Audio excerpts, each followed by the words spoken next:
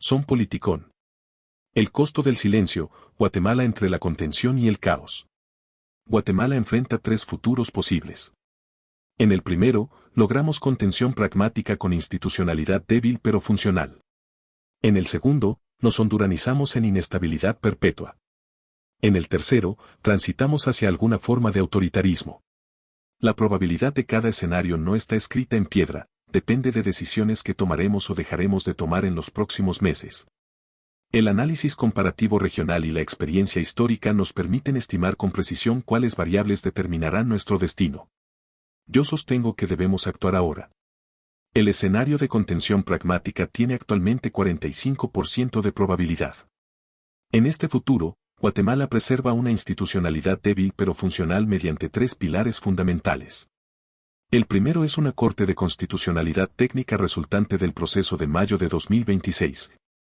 Compuesta por magistrados comprometidos con la interpretación constitucional que protege libertades fundamentales en lugar de servir agendas ideológicas o intereses facciosos. El segundo pilar es un acuerdo estratégico con Estados Unidos donde Guatemala se posiciona como socio confiable en seguridad hemisférica, obteniendo a cambio flexibilidad en política migratoria y acceso preferencial al mercado estadounidense. El tercer pilar es la creación de zonas económicas de excepción que absorban a los 150.000 retornados proyectados mediante libertad empresarial radical, desregulación profunda y flexibilización laboral que genere empleo formal masivo. Este escenario no es idílico ni perfecto. Guatemala mantendría problemas estructurales de pobreza, desigualdad y criminalidad.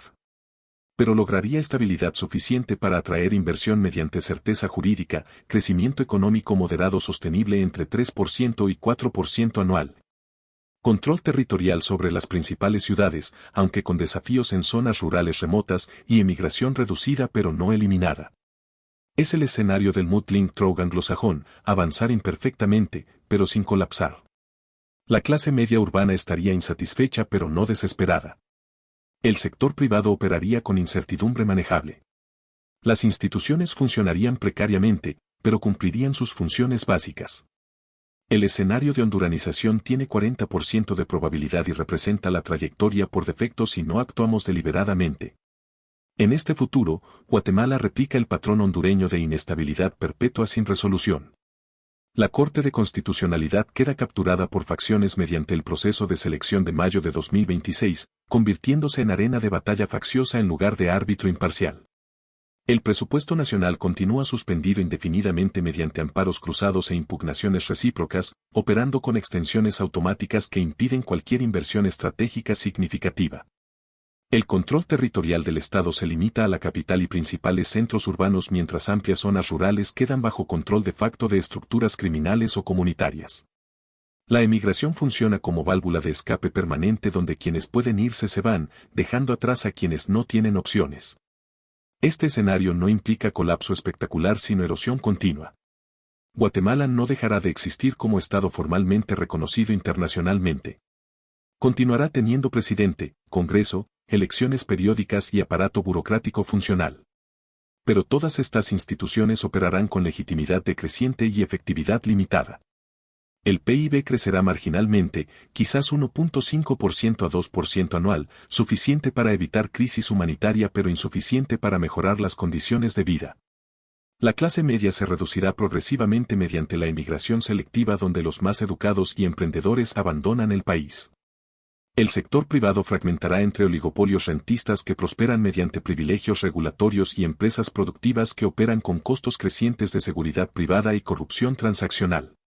La honduranización es particularmente peligrosa porque no genera crisis aguda que fuerce acción correctiva. Es una lenta agonía donde cada año es ligeramente peor que el anterior, pero nunca lo suficientemente dramático para catalizar un cambio fundamental. Las personas se adaptan gradualmente a niveles crecientes de disfuncionalidad institucional. La violencia se normaliza como realidad que debemos aceptar. La corrupción se racionaliza como costo de hacer negocios. La emigración se naturaliza como única solución individual viable. Después de 2 décadas, nadie recuerda exactamente cuándo el país dejó de funcionar adecuadamente. Honduras lleva 15 años en esta trayectoria sin encontrar salida. Guatemala está a 18 meses de entrar definitivamente en ese camino. El escenario de giro autocrático tiene 15% de probabilidad. Es menos probable que la honduranización, pero más probable que hace 5 años. Requiere 3 condiciones convergentes. La primera es una crisis criminal dramática que genera pánico en la clase media urbana, particularmente explosión de extorsión visible en zonas comerciales de la capital. La segunda condición es aparición de figura mesiánica con control militar efectivo que prometa orden mediante medidas excepcionales. La tercera condición es demanda explícita de la clase media urbana por suspensión temporal de garantías constitucionales a cambio de seguridad inmediata, legitimando democráticamente el giro autocrático. En este escenario, Guatemala replica parcialmente el patrón salvadoreño, pero sin sus condiciones de éxito. Un líder popular obtiene poderes excepcionales mediante procedimientos formalmente legales, pero materialmente erosivos de contrapesos institucionales. Declara estado de excepción localizado en zonas críticas, suspende parcialmente garantías constitucionales, militariza territorios bajo control criminal y establece régimen de detención masiva sin debido proceso estricto. Los resultados de seguridad son mixtos porque Guatemala carece de la concentración territorial del crimen que permitió el éxito salvadoreño. La extorsión disminuye en la capital, pero se desplaza hacia el interior. Los homicidios bajan temporalmente pero no se eliminan porque los actores criminales son más sofisticados que las pandillas salvadoreñas. Los costos institucionales de este escenario son permanentes. La separación de poderes, débil actualmente, desaparece completamente. La libertad de prensa se restringe mediante controles indirectos que no censuran explícitamente, pero generan autocensura por temor a represalias. El sector privado fragmenta entre quienes colaboran con el régimen obteniendo privilegios y quienes resisten enfrentando hostigamiento regulatorio. La comunidad internacional congela ayuda excepto la relacionada con seguridad. Y crucialmente, el modelo genera dependencia de un líder individual sin crear instituciones sostenibles, planteando la pregunta: ¿qué sucede cuando el líder popular pierde legitimidad o es sucedido por alguien menos competente? 5 variables críticas determinarán cuál escenario prevalecerá. La primera es la composición de la Corte de Constitucionalidad resultante de mayo de 2026. Si queda técnica y pro libertad, aumenta 35% la probabilidad del escenario de contención. Si queda capturada, aumenta 35% la probabilidad de la honduranización. La segunda variable es la capacidad de absorción económica de retornados.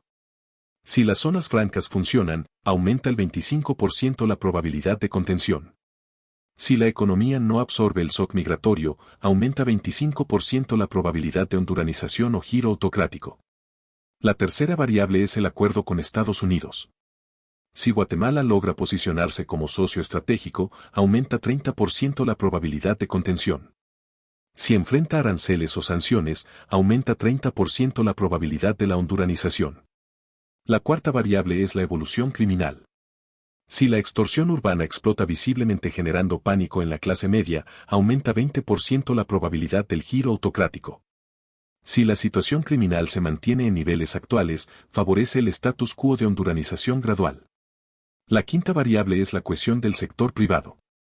Si actúa coordinadamente como Senado de emergencia defendiendo institucionalidad funcional, aumenta 20% la probabilidad de contención. Si se fragmenta en búsqueda de privilegios particulares, aumenta 20% la probabilidad de la honduranización. Estas variables no son independientes sino interrelacionadas. Una corte técnica facilita el acuerdo con Estados Unidos porque genera confianza en que Guatemala respetará compromisos. La absorción económica de retornados reduce presión criminal que podría catalizar giro autocrático. La cohesión empresarial influye en la composición de la corte mediante presión coordinada en el proceso de selección. El análisis prospectivo sugiere que el resultado más probable es alguna combinación de los escenarios primero y segundo. Contención pragmática inestable que se deteriora gradualmente hacia honduranización si no se refuerza constantemente mediante acción deliberada. El silencio tiene un costo que Guatemala no puede pagar. La inacción no preserva el statu quo, garantiza la honduranización por defecto. El sector privado organizado debe actuar como Senado de emergencia, no para capturar el Estado sino para salvarlo de la captura mediante defensa proactiva de institucionalidad funcional. La sociedad debe mantener un escrutinio público transparente del proceso de selección de magistrados de mayo de 2026. Los guatemaltecos conscientes deben exigir a sus representantes que prioricen la certeza jurídica sobre las ventajas facciosas de corto plazo. Y la clase media urbana debe entender que la tentación autocrática, aunque comprensible dada la frustración con la ineficacia institucional, genera costos permanentes que eventualmente superan cualquier beneficio temporal de seguridad. La historia juzgará con severidad a quienes, pudiendo actuar, eligieron el silencio. Guatemala tiene tiempo, pero ese tiempo se mide en meses, no en años. Mayo de 2026 es nuestro Rubicón. La pregunta que la historia formulará es simple: ¿tuvimos la claridad para diagnosticar nuestra crisis, el coraje para enfrentarla, y la voluntad para actuar deliberadamente? ¿O preferimos, como los romanos del siglo I a.C., descubrir por experiencia propia que las repúblicas no mueren con gritos espectaculares sino con silencios acumulados? La elección es nuestra. Las consecuencias serán de nuestros hijos.